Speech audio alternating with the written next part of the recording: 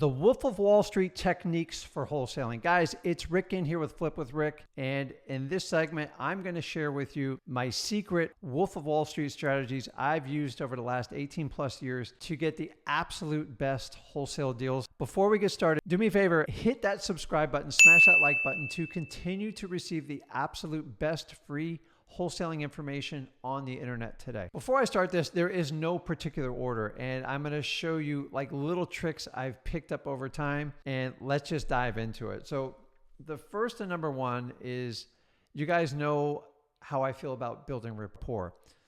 Building rapport is the absolute key to getting the best deals. And I want you to understand this. If you can break it down and not make it so scripted, I know we all have scripts, and I'm fine with training on scripts. But you have to put, number one, yourself in it. You have to be authentic to yourself, or it's going to seem really fake. So have you ever met that the salesperson just seems like really fake? You don't want to be that person.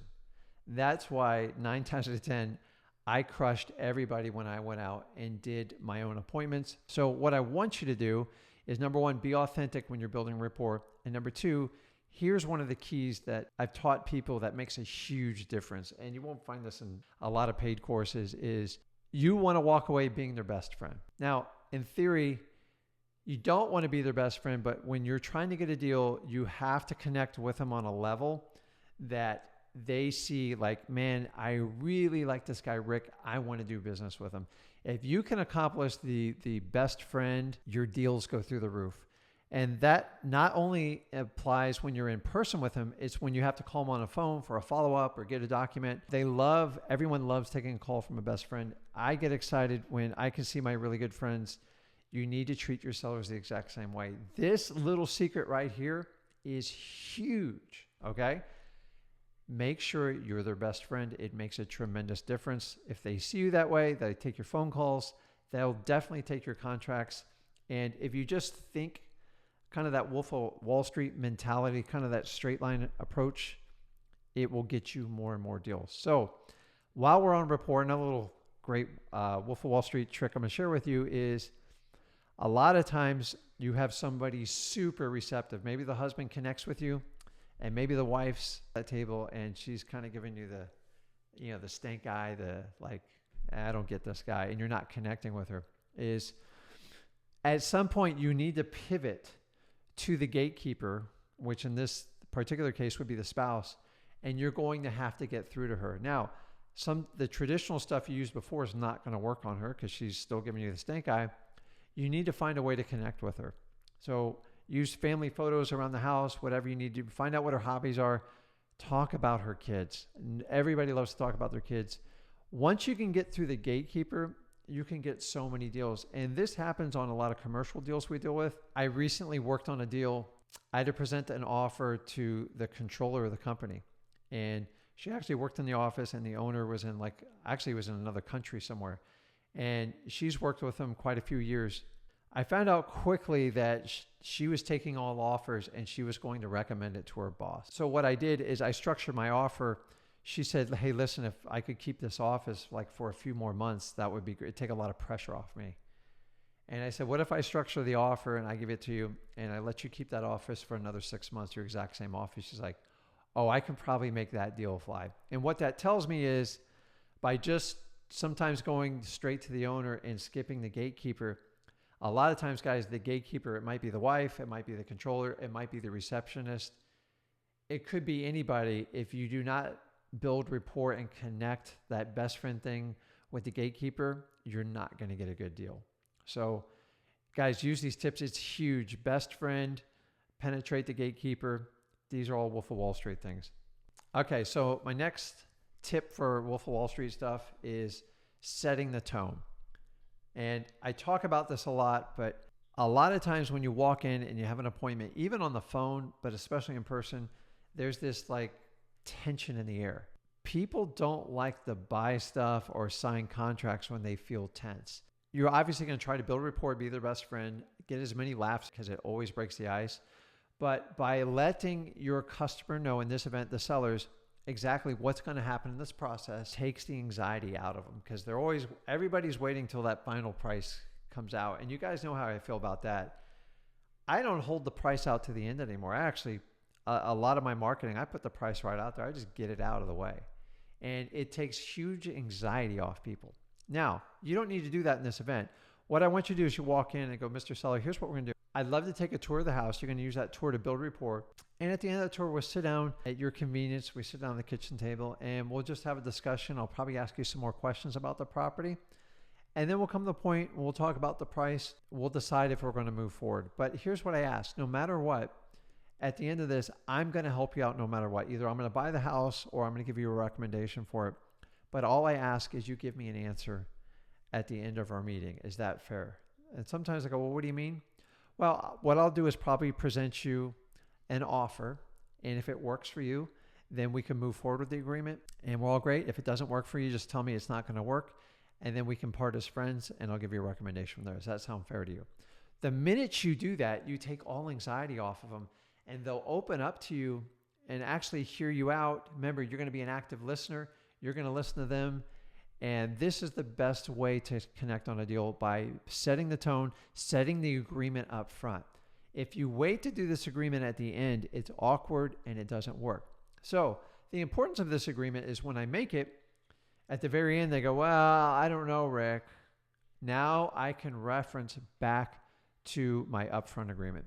Hey, John, remember when I first came here and I told you at the end of this, you'll have a decision to make.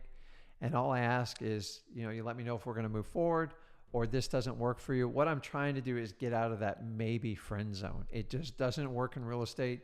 If you set up that upfront agreement, you will get more decisions in the end. And it gives you leverage for them to make a decision and they feel obligated because they gave you your word. Guys, upfront agreements are absolutely huge. This is Wolf of Wall Street stuff. It's not shared with a lot of people. Okay, my last tip here is a little bit expanded, but it's what I call the get it done attitude. I'm always looking for an acquisition manager that understands when we go out on an appointment or we do it on the phone, our goal is to walk away with a contract.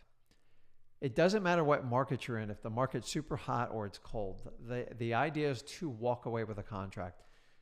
In the event you don't walk away with a contract, you leave things open. So if you leave a physical contract, they can scrutinize it. They can leverage it against other wholesalers or realtors. And if you don't get an answer, God knows who's going to go buy that property after you. Weeks, and a lot of times it drags on forever. If you don't get an answer, usually within 24 hours of your deal, each 24 hours after it usually adds another week to your timeline for them making a decision. So we don't want to force anyone to a decision, but we want the decision to be made with our company. So it is our job to make sure we have a, get it done mentality. So Rick, what are some tips you can share with us to help us with the get it done mentality? I am glad you asked, so I'm going to share them with you. Number one is try not to use classic words like contract, get it signed, documents. You want to use words that are kinder, because what happens when people hear the word contract and they're in a real estate setting, they get like really tense and it freaks them out. So what I do is, instead of contract, I use the word agreement. Instead of signature, I ask for their autograph. Instead of signature, I ask for their okay here. Little words like that, just like it doesn't tighten up their nervous system and freak them out. You much, much closer to an inked contract. Also, if you're going to use the get it done attitude, you need to understand some of the phrases that you can use while doing it. So now I'm going to talk about what we call trial closes. And these are just key techniques we use to help get answers from our sellers. So a trial close is basically what it says is, I'm going to try to close you, but it's not official. It's really just testing the waters. So here's how it starts out. You want to use like what if phrases, or what if I did this? John, if I could buy your house all cash and I could pay you $85,000, is that something you would consider, or should I just let that go? What it does, it takes the pressure off you and it takes the pressure off them. It's called a trial close and it works really well. Or how about this? John, listen, and I like to use this really doubtful face. Like it's really, so I learned this way back in the day from Peter Connie back in 2003. They call it the scrunchy face. It's like, well, Mr. Seller, what if I could give you $65,000 and just like, I'll just pay all the closing costs and I can close it by the end of this month. Is that something you consider? And sometimes they'll jump right in on your or, and sometimes they'll flat out tell you, what are you, crazy? Like, I would never accept that little. And that gives you an idea where you're going to be with it. Or they're like, yeah, that'd be great. And so if the trial closed, it's giving you qualifying questions to help you get to the final sale of it. So if they go, well, I couldn't take less than 90,000 and say, it's worth 150, it doesn't need a lot of work, and it works for you, I say, perfect, John. Here's what I'm going to do is I'm going to go out to the car and grab my agreement, and I'll put it together for $90,000. I'll go ahead and pay the closing cost as we agreed on earlier, and we can close it by the end of the month. Does that sound fair to you? Yes. So I went from a trial close right to a final close. Then I'm going to go get the paperwork. And by the way, if you didn't notice this, there's another little tip. I don't sit there and put the paperwork out in front of them. It freaks them out. Have you ever had somebody with paper with you? The first thing you want to do is read it. They want to see what your offer is. So get it off the desk, remove it completely, and ask for permission to go out in your car, kind of like it's your random idea, and it takes the pressure off the deal. So many times when we walk in these big folders and briefcase, it's intimidating to people, and you don't want to do that. Trial closings, the what ifs, or John, if I could do this, it gives you leverage to test out where you're at, and it will give you the indications if you want to move forward in your final close. I always use trial close. Sometimes you don't have to use trial close, but it is a huge difference. So part of trial closes too is the quality of your question. So if they go, hey, Rick, 90,000, that's crazy. I can't do that number. I'm like, well, John, can you tell me a little bit more about the HVAC unit? Because I saw a big hole in the side of the wall. And I'm really concerned. And what do you think the average cost for a HVAC system is? He's like, well, it's like $6,000 or $7,000. I'm like, so you can kind of understand how I see some of those numbers. So John, maybe I could do that price if you're willing to put in that HVAC system, but you told me you just want to sell the property as is. And that's where you go quality questions, you come back to them, and then you try to renegotiate the price on that, and you keep trial closing till you get some sort of consent. And that's one of the secrets that people struggle with it. So guys, the quality questions will help you immensely in your closing process, especially in the trial closing. And last but not least, this is the last tip I'm going to share with you, because I could probably go on for hours on this, and maybe I need to do a live and do it with you, is if your seller asks you for something, use that ask for leverage on your deal. So if they go like this, hey, Rick, could you close fast? Like, how fast can you close? So John, can you do that $80,000? And I'm going to wait to see his answer before I give him an answer on how fast I can close. So you always want to trade an ask for an ask, and no matter how big or small it is. I can't tell you how many times where they say, listen, if you could just close it on a Saturday versus a Friday, I can do it. Well, if I could close it on Friday other than that Saturday, can you go ahead and sign the deal right now? So use the ask for an ask for yourself. I don't even care like what it is. Always trade something for it, because people understand that give and take. And the minute you do something for them and you don't get something in return, you can go down a slippery slope fast.